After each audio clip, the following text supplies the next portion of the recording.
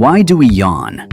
Have you ever started yawning just because someone else did? It's surprisingly common. Scientists still don't know the exact reason we yawn, but they have several strong theories. One theory suggests yawning helps cool the brain, allowing it to work more efficiently. Another suggests it helps increase alertness when you're tired or bored. And here's something fascinating. Yawning is contagious. Seeing, hearing, or even thinking about a yawn can make you yawn too. Researchers believe this may be linked to empathy and social bonding, although the exact reason is still being studied. So the next time you yawn, it might be your brain trying to help you stay alert, or simply reacting to someone else's yawn. Follow MedFacts Real for more science-backed health facts.